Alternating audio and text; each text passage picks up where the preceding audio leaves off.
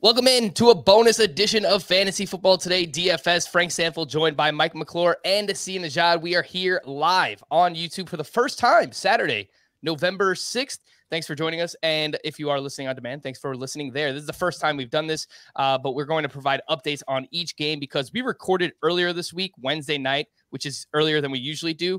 And a lot has changed since then. So let's jump right in, and we'll start with the Vikings at the Ravens. Nothing really changed for the Vikings side of things, status quo there. But for the Ravens, we had Rashod Bateman unable to practice Friday. That really kind of popped up out of nowhere with a groin injury. And Sammy Watkins was limited both Thursday and Friday. He has a chance to play in this game. See, I know that originally you had Rashod Bateman as your value play on the cheat sheet. So does this eliminate Bateman as a value at 4K? And does it change the value of anybody else on the Ravens? No, it doesn't eliminate him. It's been characterized as a very minor growing issue that I think he's going to play through on Sunday. It's obviously something to monitor. And obviously, you can't play him if he's not going to play. But at 4,000, I still love him as a value. Whether you're just taking a piece of that game or whether you're stacking it, I think he can be incorporated in both places. Obviously, if he's out, then you'd have to pivot and just try to see if Sammy Watkins is actually going to play. I'm kind of I don't know that Sammy Watkins is actually going to play. And even if he does, I don't think he's going to play a lot of snaps. So I still like Bateman. But if Watkins is limited and Bateman is out, obviously you can just pour on to Mark Andrews and Marquise Brown in terms of even more ownership on that end, because those are going to be his primary targets anyway. And you're just going to have to find value somewhere else at receiver. And we know from the Thursday show and from what we're about to talk about, there's plenty of value in that exact 4K range. 4,100, for example, we talked about Bryan Edwards. 4,100, Brandon Ayuk. So there's a lot of guys in that range. Even if you go lower, Agnew is 4,300. So you can find value in plenty of other places. All right, let's move on to the Broncos at the Cowboys. And Noah Fant is not expected to play, but Albert O is questionable with a knee injury. And Mike, I know that we were pretty excited about him. He's only 2,600. He's a great value. It's a good matchup here going up against the Dallas Cowboys, but he could be limited. So where are we at on Albert O? And if we do think he's going to be limited, would you rather pivot to someone like Tyler Conklin at 3K or Dan Arnold at 3,400?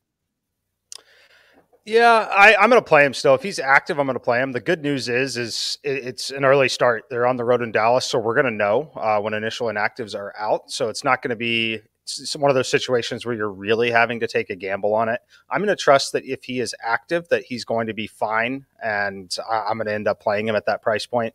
If you want to pivot to Conklin, I think it's fine as well. I would like to do that if I'm playing Lamar Jackson or if I have Bateman or have that stack or someone else in the game. I don't want to get super carried away playing Conklin, just playing Conklin. So if I'm playing Conklin, it's going to be part of some sort of stack, some sort of bring back. If not, as long as Alberto is active, that's where I'm going. All right, for the Cowboys, we had CeeDee Lamb and Amari Cooper limited in practice on Friday. Both are questionable. Plus, they are hopeful Michael Gallup can return in this game. Tight end Blake Jarwin has also been ruled out. See, I know you were a little bit more skeptical on Amari Cooper when we did the deep dive earlier in the week. I still like him as a value at 5,700. But where are you at on the Cowboys pass catchers, given all these questionable tags and the fact that Michael Gallup might return? Yeah, I still like Amari Cooper. It's just I'm not super in love with it, only because I think they're going to resort to running it a little bit more than people think. I mean, we know when they're in positive game scripts, they really like to lean on the run, and that's what they've been in lately. So I still like Amari. Obviously, if there's something going on with CeeDee Lamb or any of these other pass catchers, Amari's stock rises even more. He's probably going to be pretty popular in cash, particularly if some of these other receivers are a little banged up. But I think Amari's fine. I'm not playing a ton of him, particularly in GPP.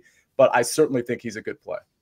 The Bills at the Jaguars. Dawson Knox has been ruled out. Cole Beasley got in a limited practice Friday and is questionable. And I wonder if Beasley could be limited for the game. The fact that he only got in one limited practice the entire week, which would make Emmanuel Sanders, I think, a nice bounce back at 5,600 over on DraftKings. Tommy Sweeney likely to fill in here again for Dawson Knox. He's only 3,100 on DraftKings. Mike, what do you think about either Sanders or Tommy Sweeney or maybe even Gabriel Davis if Cole Beasley is going to be limited?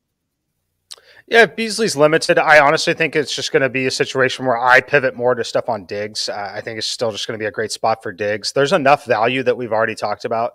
Yes, you can try to hit on one of those. Sanders, I guess, would be the obvious play. Just because he had the goose egg last week, everyone's scared of him, and the price point there is not quite as low as some of the additional value. So I'd like to take that leverage as much as I can, but overall, for me, it's going to be Stephon Diggs, and that's really it on the pass catchers for the Bills. Just a number of wide receivers that I like. I think the problem here with Stephon Diggs, too, is the ownership is starting to creep up just a little bit again. It's a lot higher than I was expecting it to be this week, and I think a lot of that has to do with some of the question marks. Obviously, losing Aaron Rodgers hurts Devontae Adams. Now Deebo Samuel is highly questionable to play in this game. We don't know about Kyler Murray, DeAndre Hopkins, so it's really eating into the ownership, and because it's an early game, it's going to be very easy for people to just grab Stephon Diggs in this spot. So as long as it stays under 15, I've got him like 12, 13% right now. If it stays under 15, I'm still very, very interested in Diggs. If it approaches 20%, I'm probably going to be out on Stephon Diggs. Yeah, and as I mentioned earlier in the week, according to Pro Football Focus, Stephon Diggs has the best wide receiver cornerback matchup on the entire slate. So lots to like there, assuming the ownership doesn't get too out of control here. James Robinson managed to get in a limited practice on Friday and is a true game time decision. See, if he is out, how do we feel about Carlos Hyde on DraftKings? 4,900. He had 8 targets a week ago. Yeah, I mean, if he's out, I like Carlos Hyde purely just from a value standpoint. I don't think he's going to do much against the Bills. But again, if you're getting a full point PPR in DraftKings, half a point in FanDuel, there's obvious value there. He's going to be in that game. I think they'll do some things, some interesting things if Robinson is out, maybe with like Laviska Shenault and Jamal Agnew, who we know has been a target monster. So I'm not playing Laviska. I'm definitely playing Jamal Agnew, sort of regardless of James Robinson's status. But yeah, you're going to need to find value at the running back position most likely this week, especially if you're paying up for those guys like Stephon Diggs or Tyreek Hill. Carlos Hyde is certainly in that conversation. All right, let's go to the Browns at the Bengals. Odell Beckham has officially been released by the team. Donovan Peoples-Jones is questionable with a groin injury. Mike, I know that we mentioned Jarvis Landry earlier in the week and didn't really like him, but now we know for certain Odell Beckham is out. Donovan Peoples-Jones is questionable. Have you grown to like Jarvis Landry at 5,100 throughout the course of the week? I don't hate it. I think that it's going to be a fine pivot from someone like Cole Beasley or like Amari Cooper, frankly. Amari Cooper, obviously, we know the upside that he possesses, but like Sia said, the game script is not great there. I do expect them to lean on the run pretty heavily there. So I would like that pivot. Like if you're considering playing Amari Cooper, who I'm showing as the second highest owned wide receiver on the slate now, I like Jarvis Landry as the pivot. It also could be an interesting pivot away from the Miami guys, mostly Jalen Waddle at this point, who I think is going to be incredibly popular now. I think it's a very interesting pivot. I don't really like stacking the game overall. I don't think that I'm going to end up getting to Mixon or anyone like that. I'm not really super interested in the Cincy receivers. So it's a fine one-off play, but I'd only be doing it to avoid the ownership on someone like Amari or Jalen Waddle. All right, I have a bonus question. Odell Beckham has been released. Sia, where do you think that he lands?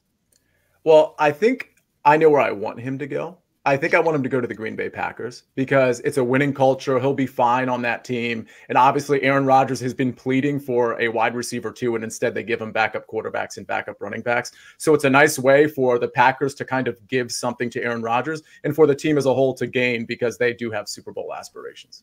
So they are 28th in the waiver order, and Odell Beckham will go on waivers. It would just be hilarious to me if he wound up with the Detroit Lions, who have the first waiver priority right now. So we'll see what happens there. A few teams that are high on this list, I could see Washington being interested in him. He is they're 7th on the list. Atlanta's 11th. I think they could be interested as well. Mike, where do you think Odell Beckham lands? I honestly have no clue where he lands. I think that it's really difficult to say who's going to be interested, who's going to be willing to pick that up. I would like to see him in Green Bay. I think Sia nailed it. I think it'd be a great spot for him. I don't want to see him in the AFC as a Chiefs fan. I think the team that could potentially figure out a way to get him is the Baltimore Ravens, and that team would be pretty scary in the AFC if they added that threat on the field with the wide receivers they've already got and Lamar's ability to run the football. So I think that it's very possible he ends up in Baltimore, and as a Chiefs fan, I do not love it. Well, there's a chance he winds up with the Kansas City Chiefs. They are 18th in waiver priority. So I guess they are ahead of the Packers. They're ahead of the New Orleans Saints, of teams that are expected to be interested. So we'll see what happens with Odell Beckham. The Raiders at the Giants. Nothing really going on with the Raiders here. Kind of status quo with them. Saquon Barkley and Sterling Shepard have been ruled out for the Giants. Kenny Golladay is questionable, and Kadarius Toney will play.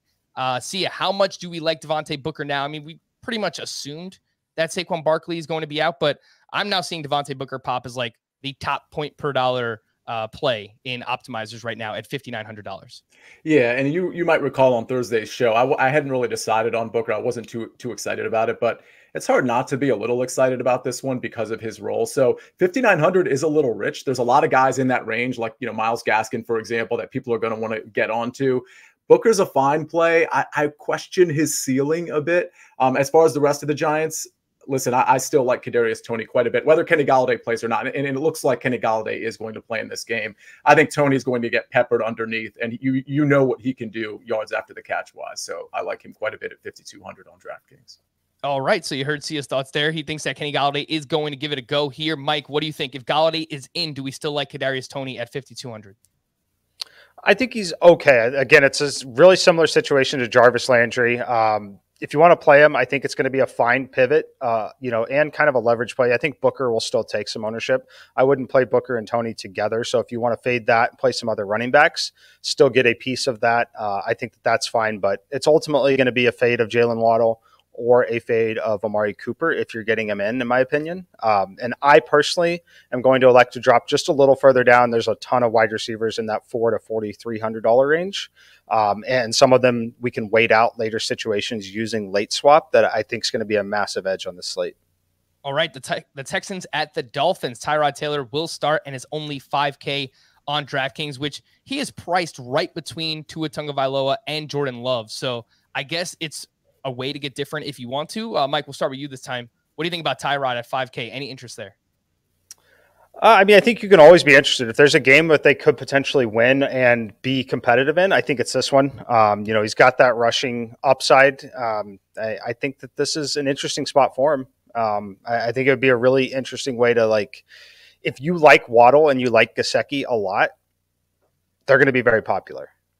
I think that if you really, really, really like them, I think you should just commit to stacking this game and use those two as bringbacks. I think this game, as ugly as it sounds, there's such a wide range of outcomes for this game, but it would not shock me at all if this one turned into an absolute shootout as well. Yeah, both defenses very questionable here with the Dolphins and the Texans. See, we talk about this a lot. Anytime we lose a player, we love the condensed target shares here. And Devontae Parker had a setback for the Miami Dolphins. He was placed on IR. Tua got in a limited practice, but he's questionable. Sounds like I think he's going to go in this game. But if he plays, we have a very obvious game stack. Jalen Waddle, Tua, Mike Gesicki. You bring it back with Brandon Cooks. How interested are you in doing that this week? I'm not super interested in it, although I understand the value of it. I think in cash, Tua makes a lot of sense. I think in GPP, he makes a lot of sense. I'm not sure I'm willing to lean on the predictability of Waddle and Gesicki, notwithstanding the narrow target share. So I hear you on that. I mean, honestly, I might in a big GPP, I might take a punt on a guy like Preston Williams or something like that, just to kind of change it up. Again, I'm talking purely GPP here. Gesicki, if I was going to lean on one of them more than the other, it would be Mike Gesicki. All right, Preston Williams. I remember we had a game earlier in the year where he wound up playing decently well, 3 catches for 60 yards. He is the minimum price on, no, not the minimum, but he's close to the minimum, $3,300 on DraftKings. So super cheap. I think that's a nice call out there by UCA. Mike, I'll ask you one more question about this game. We talked about Devontae Booker. Myles Gaskin, I think, is going to be very popular as well. He's 5,800. It's a strong matchup. Who do you like better between Gaskin or Booker, or maybe just play both? You could definitely play both. Once again, I'm going to be waiting it out and playing guys in the later games, but it's a great matchup for him. There's no denying that. I think he's a fine play. He's in my player pool, but I ultimately am probably going to look to guys like Chase Edmonds just a little bit more, and maybe Eli Mitchell for San Francisco in that same game. But he's playable. The issue for me is just the ownership. He's projecting as one of the highest owned players on the slate. All right, the Falcons at the Saints. Calvin Ridley was officially placed on the reserve non-football injury list on Friday, but we didn't expect him to play this week anyway. The big news comes on the Saints side. Sean Payton came out Friday and said Trevor Siemian will start this week at quarterback, but that Taysom Hill will play, and that completely eliminates Hill from the conversation. He is 5,500 on DraftKings. Originally, we thought he was going to start, would have made for a nice play in DFS this week, but Alvin Kamara, this could potentially change how we feel about him. He is the highest priced running back on DraftKings. He is 8,200. Sia, rank Kamara, Christian McCaffrey, assuming he plays, and Austin Ekeler up there at the top this week. Wow. Some of my favorites. I would actually go Austin Ekeler first, Christian McCaffrey second, and then I'd go Alvin Kamara. What's really a little disconcerting about Alvin Kamara, his ownership appears to be really high still. He's one of the highest owned roster running backs on the slate, which honestly, this Taysom Hill news broke just yesterday. I would have thought that he would have started off kind of low because we know he doesn't play well with Taysom Hill. He certainly plays better with Trevor Siemian. And what I mean by plays better, I mean, he's probably going to get peppered with a few more targets. It's more of a conventional offense. So I like Alvin Kamara, but in a game that only has a 42-point total with Trevor Siemian at quarterback against the Falcons, I just don't see shootout here. And even though Kamara can push through a low-scoring game, it's not for me. I would go Ekeler and McCaffrey ahead of him all day. And when I hear Taysom Hill, quote, will play, that tells me they probably have some packages set up for him in the red zone closer to the goal line there. And that's something that could affect Alvin Kamara's overall upside in this game as well. So something I'm definitely considering. The Patriots at the Panthers. Jonnu Smith is questionable with a shoulder injury. If he is out, Mike, do you have any interest in Hunter Henry at 4K? I think it's an okay pivot, but the only real scenario I get there is if we get news that Albert O is inactive and we're really scrambling and we think everyone's going to jump to Conklin or back to Dan Arnold, then at that point I would become interested. But until we have news that Albert O is just not going to play, I don't think that that's a scenario I'd be willing to invest in. The Panthers are kind of a mess right now, too. Sam Darnold was limited Friday and is truly questionable for this game. They're also hopeful that McCaffrey will play, but that they will determine his status on Saturday. We're recording this on Saturday. There's no news yet on Christian McCaffrey. So within the next couple of hours, we should know whether or not Christian McCaffrey is going to play. I had Sia rank those top three running backs up top. Mike, I'm going to go right back to you here. How would you rank CMC, assuming he plays, Alvin Kamara, and Austin Ekeler this week in DFS? I would rank CMC number one if he plays, just because of the ownership. It's not going to be anywhere near what Ekeler is. I'm projecting Ekeler to be the highest owned running back on the slate, potentially the highest owned player on the slate overall now. So just for that reason alone, I'll take the upside on Christian McCaffrey. I would rate Kamara. It's really close between Ekeler and Kamara for me. I do think that they are going to give Trevor Siemian the shot to run this offense for a little bit. So I think Ekeler would probably be last for me, just because of the ownership. I'm showing over 23% owned in the recent projections, so I don't think that that's going to be something that I'm going to be able to get involved with at that ownership level. All right, on to the afternoon games. The Chargers at the Eagles. And for the Chargers, two cornerbacks, Michael Davis and Asante Samuel Jr. are out. Asante Samuel has played very well this year, so this could definitely help the Eagles' perimeter weapons in this spot. Jalen Reagor is good to go, which unfortunately puts a damper on my man, Quez Watkins. Sia, do you like the Eagles' pass catchers in this spot? No, yeah, because of the Chargers' injuries in the secondary. I don't love them. I still like Goddard the best. I think Devontae Smith has some value in GPP with Michael Davis and Asante Samuel Jr. out. I love this game in general. I love the pace that this game is going to feature. I love both sides of the ball. I definitely will be stacking Justin Herbert with like Keenan Allen, Ekeler, those types. Maybe even Jared Cook. So, yeah, I think the Eagles' pass catchers are definitely in play. I'm not going to touch Reagor, by the way. I still think Quez Watkins is an interesting punt, but it's really just Goddard and Jalen Hurts that I like in that game on that side of the ball. All right, the Packers at the Chiefs. And what has changed? Aaron Rodgers revealed that he is not some anti-vax flat earther. So that was a fun interview to listen to, but nothing has really changed in this game. It still remains very polarizing because we have Jordan Love starting against Patrick Mahomes, and there's a ton of weapons in this game, obviously. Mike, do you still plan on being aggressive in this game between the Packers and the Chiefs? Yes, I do, especially as I'm looking at some of the new ownership numbers and seeing how everyone looks like they're going to be going. I'm showing Jordan Love about 5% owned, so I'm going to take advantage of that. I'm still going to play Patrick Mahomes, who's also projecting at less than 6% ownership. I think that anytime I'm going to be able to play Mahomes at single digits, I'm going to do it. So, yeah, very aggressive here. Tyreek Hill in every lineup. I'll play a little bit of Travis Kelce as well, especially if Albert O gets ruled out. I think that's going to be – it might change my builds completely. I might end up with Travis Kelce maybe even in a cash game, which sounds a little crazy to some of you, but that's kind of the way that I play DFS at this point. So very aggressive on this game, though, for sure. All right, the Cardinals at the 49ers, the last game that we're going to talk about here.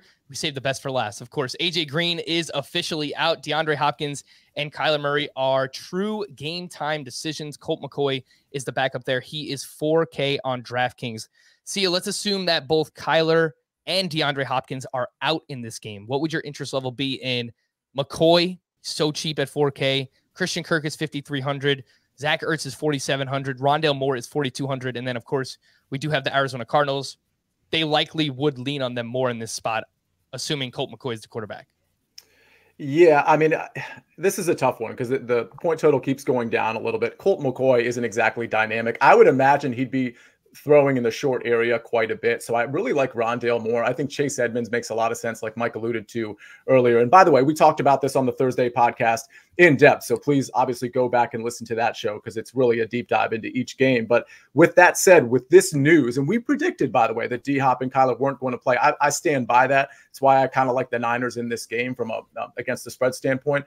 But yeah, it's Rondale Moore as sort of a punt play. I don't love it, but I think it's a nice GPP punt play, and it's maybe a little bit of Chase Edmonds. Otherwise, I'm not super excited about this game.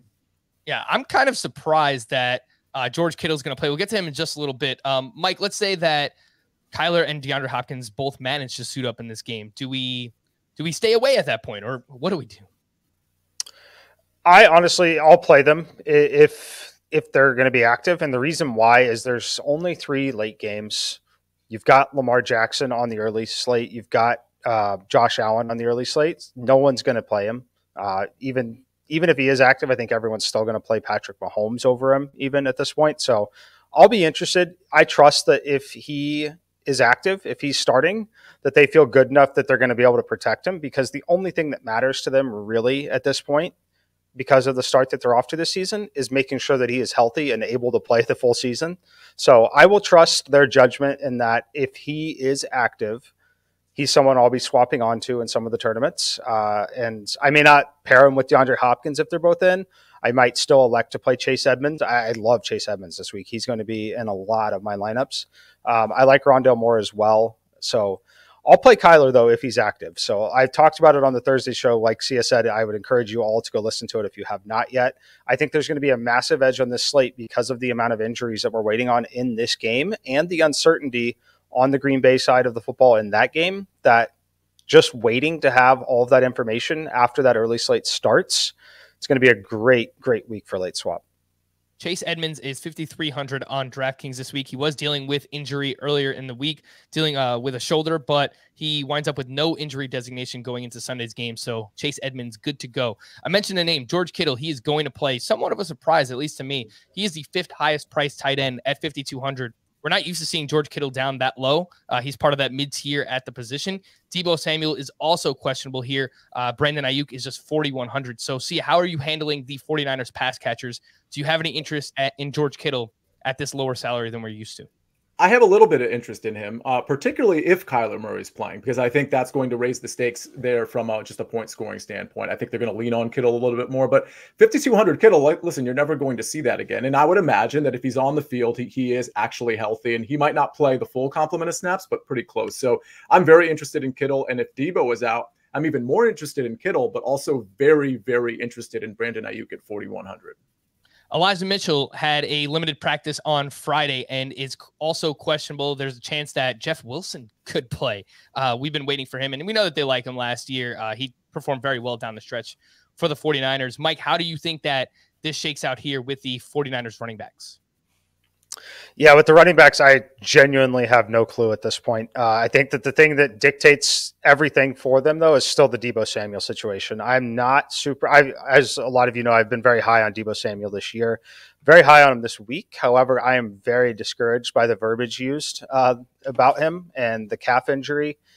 I think there's a chance that he sits here. I do believe that he is truly questionable heading into this game. I love Brandon Ayuk, especially if Kittle was out there.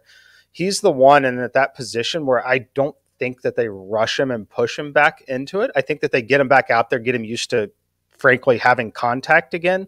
But I don't think that he plays a massive, massive role. So I think it's a huge day for Brandon Ayuk. He's going to be one of my favorite cheaper wide receivers on the slate. But as far as the running backs go, Mitchell's in play. I prefer Edmonds on the other side, but I'll be waiting it out for sure. I think that there's the thing about this too. I keep talking about the late swap. It's one that the players in this game with their salaries and the opportunities that they'll have, like I'm talking about leaving a lineup without anyone playing or one or two people playing and the rest for later.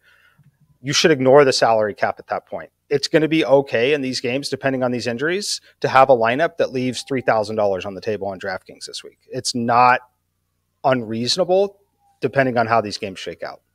And Mike, is that something you're only doing in like larger field tournaments, or something that you would actually take a chance on in like single entry or three max? Yeah, trick question. Just because on a main slate, I play exactly 5 lineups every single week. I play the same thing every single week, same contests every week. And some of those are 3 max entry contests. So yes, I will be doing it in every contest, even potentially part of my cash games. As Sia mentioned, when I have a good week, it's going to typically be a really good week. And when it's not a good week, it's not a good week. But that's just the way that I play here. And I think that all signals point to this being the massive, massive late swap edge week. All right, we're going to wrap there for Sia and Mike. I am Frank. Thank you all for listening and watching Fantasy Football Today DFS. We'll be back again on Tuesday to recap all of Week 9's action and take an early look at Week 10 pricing. We will see you then.